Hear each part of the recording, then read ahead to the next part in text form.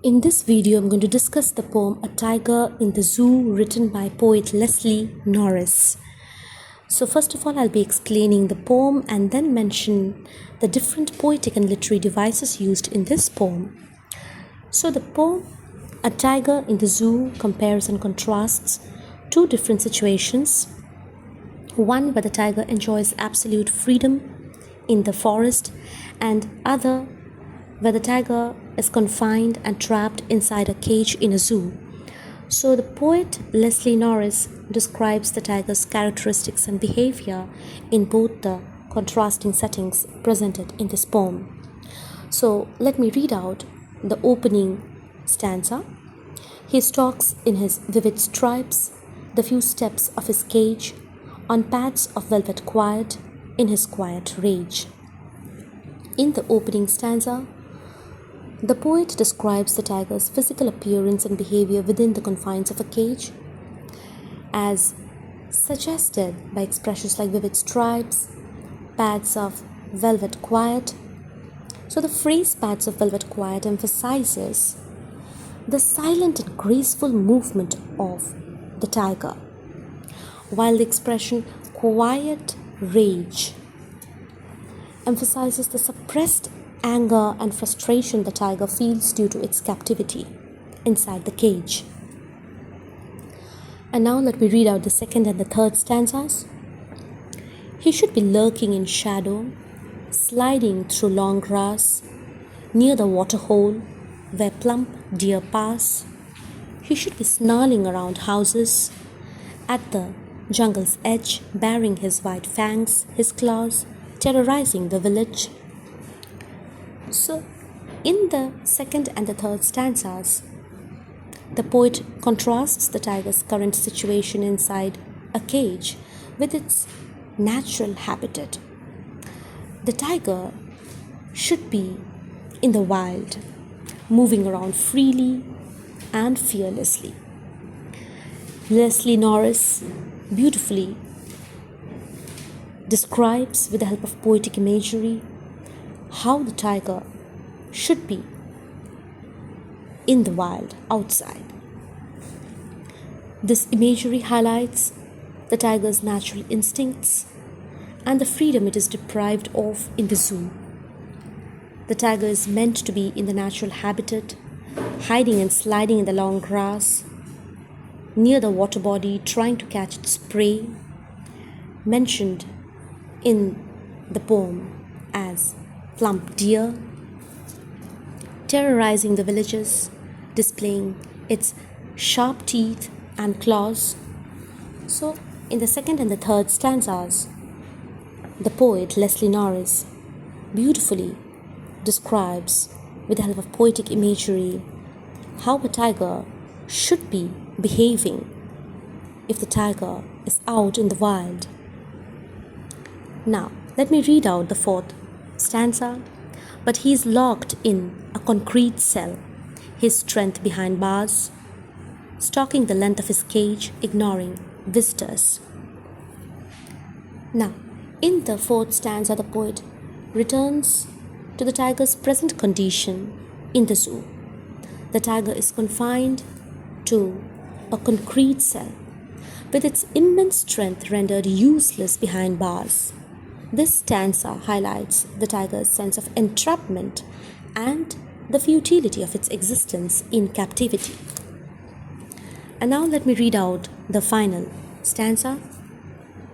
He hears the last voice at night, the patrolling cars, and stares with his brilliant eyes at the brilliant stars.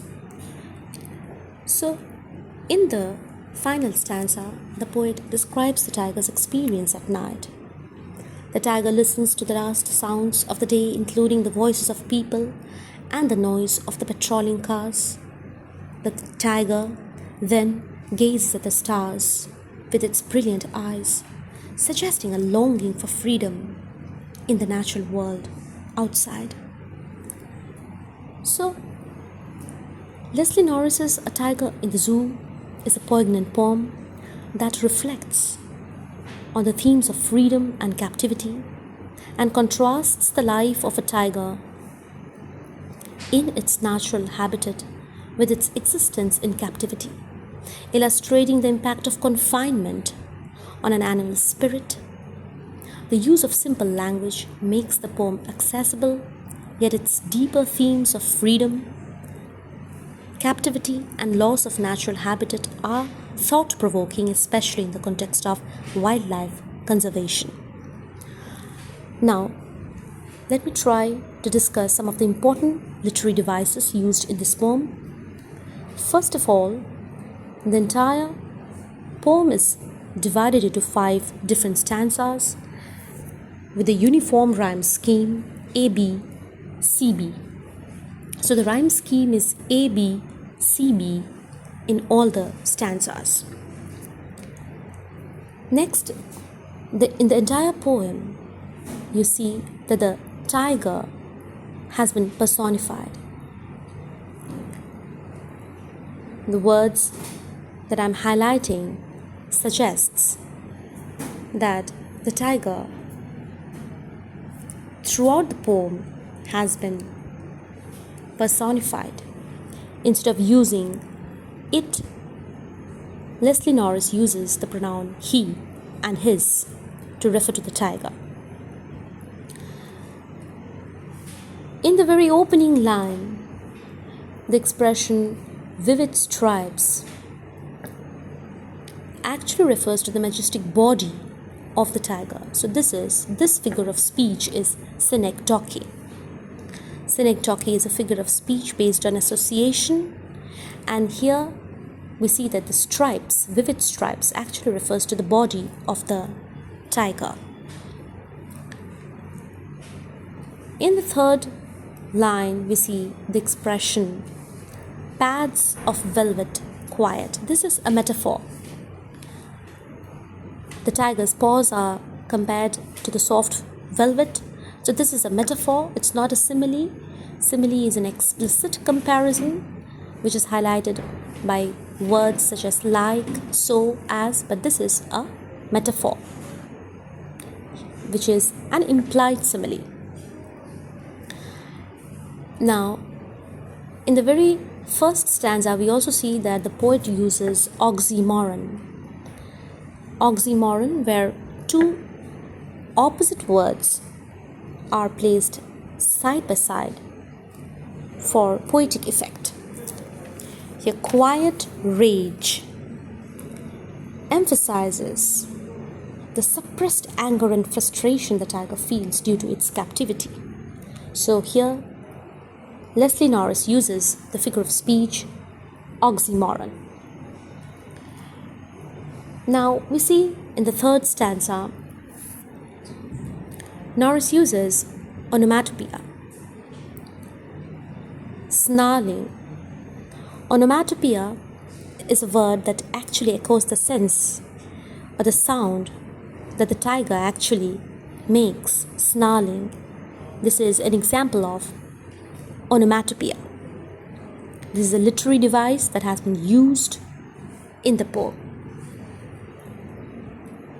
After this, we see in the fourth stanza there is use of alliteration.